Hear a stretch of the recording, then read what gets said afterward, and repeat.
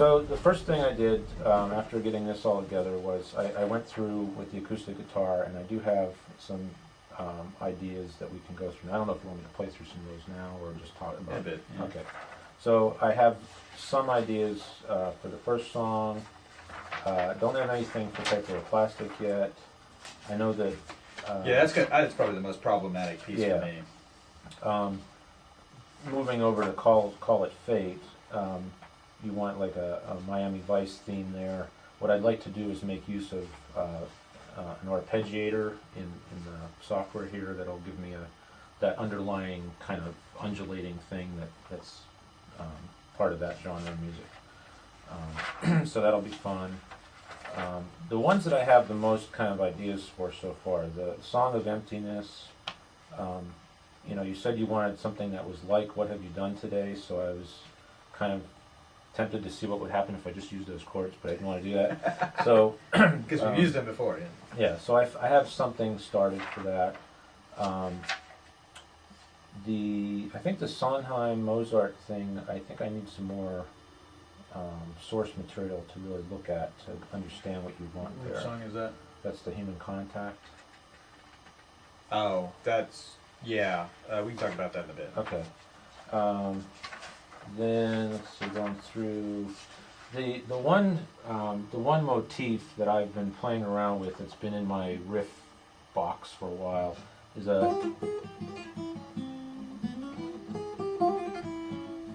it has that kind of Middle Eastern Egyptian thing, and I'm going to try to work with that in terms of seeing if I can work that in as a theme. It's just a little thing that you can, just on the acoustic it doesn't sound like much, but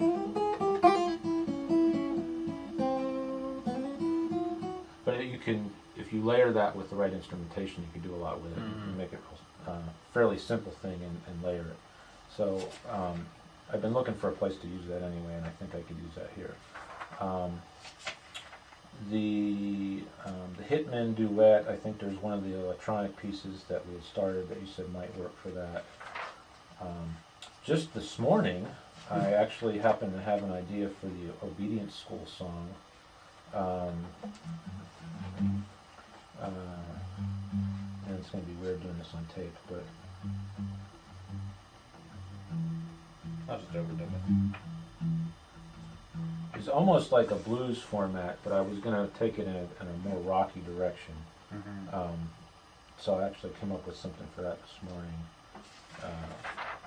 So the other thing that we've done so far is, and it's funny doing this like 10 years after 10 years after. 10 years after or more after Iphigenia, in terms of, in the old days, I would make something in Cakewalk and email you a MIDI file, I guess. I would open it in my program, I would listen to it, Yeah.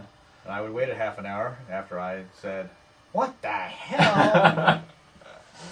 So I mean, there were moments I did that because it's like, that's too fast. I remember what was one song, I kept saying, slow it down, slow down the tempo, and it was like 6 times or something. Yeah. Finally got it to the right slower tempo that I thought of, but yeah, in the old days. But now it's almost the same, except it's better software. Now I can give him full-fledged, listening experiences with full instrumentation. And what I've been trying to do is take various time signatures and just say, okay, I'm going to start here. Here's the time signature. Come up with riffs and stuff. And this stuff has been done separate from even looking at the script. So it's really just me trying to get familiar with the time signatures and then seeing how these things can fit in. So I even made a list in my Dog Assassin folder here. Reason Assassin, and I have Dog Assassin notes. So I said, okay, here's all these odd time signatures that I could potentially, not all of them that are all out there, but the major ones. And I said, okay, I want to have something in 6/8, I want to have something in 5/4, 7/8, blah blah blah. And I watched the Dream Theater Drummers video, which was actually very helpful. And I came up with a number of different pieces, and what I did was, what I'm using here is just for the technical piece, which I don't know if people care. But, Mm.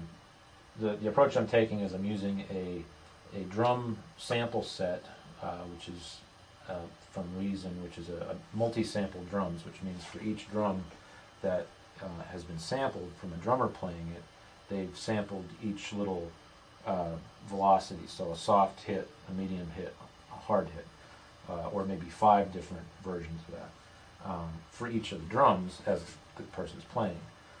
So those are the samples of the sounds, and then the patterns of performance information of what's being played is what comes across as a MIDI file. And then you basically tell the MIDI file to play these samples, and then that's when you get your drum part.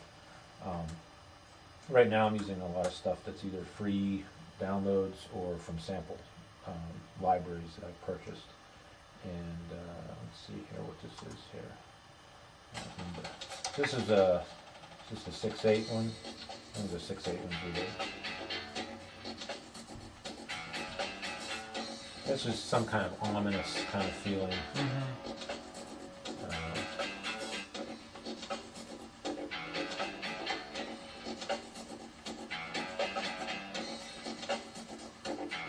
So this is our basically all the different instruments, the MIDI files playing the drums, or bass guitar in this case, and then that all goes into a mixer, a virtual mixer, which is detached here somewhere. There it is.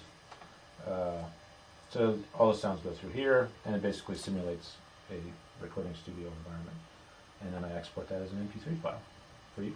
Yes. Put it on the web. I listen to it. Yep. So I upload it to a little Flash plugin. He'll listen to it, give me feedback. Hopefully, you give me much more feedback than some people do. Which helps because I want to know.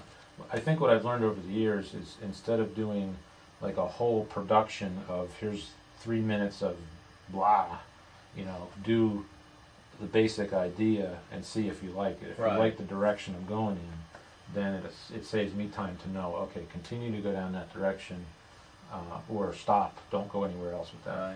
Well, as far as the ominous thing goes, I mean, I think when he's creeping up on the first dog for the first assassination, I mean, that's useful there. And the nice thing about how I'm working here is you could actually physically, like when we are able to get together physically more, you could actually look at the screen and say, okay, yeah, keep these measures. You could point to it and say, keep this part, and or take that instrument out. So I think that'll help us quite a bit. But yeah, I basically did, I don't know, maybe half a dozen or so, maybe more. Which I don't know if I have internet right now, but.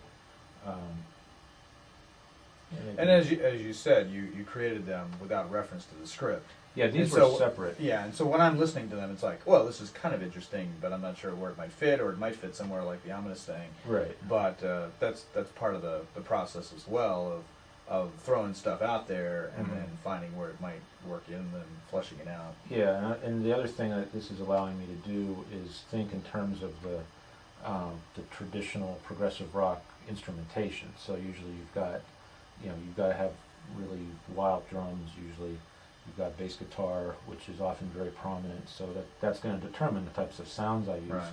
And even if this isn't necessarily going to be the backing track, if there's going to be live musicians, I still need that sound to be there in order to mold the whole thing. Right. There will be some keyboard, some analog synthy type stuff, some Hammond organ type stuff. Emerson, Lake and Palmer. Yeah. I'll try to keep my shirt on. Don't stab your keyboard with knives. Yeah. So there's that kind of. It's allowed me to see what's the instrumentation that I have at my disposal, and the thing we've talked about this before, that there's literally thousands of presets and samples, and there's more than you could ever use in my current collection, not just what came with this program. So I've really been trying to really kind of use that as part of my process to say, okay, I'm going to sit down with this particular sample collection that I own, and I'm going to comb through it and see if there's anything that might be useful for this project. And sometimes I go through and there's nothing there that really works, and then other times there's stuff that I think will work. So it's allowing me then to explore all of this potential that I have in front of me.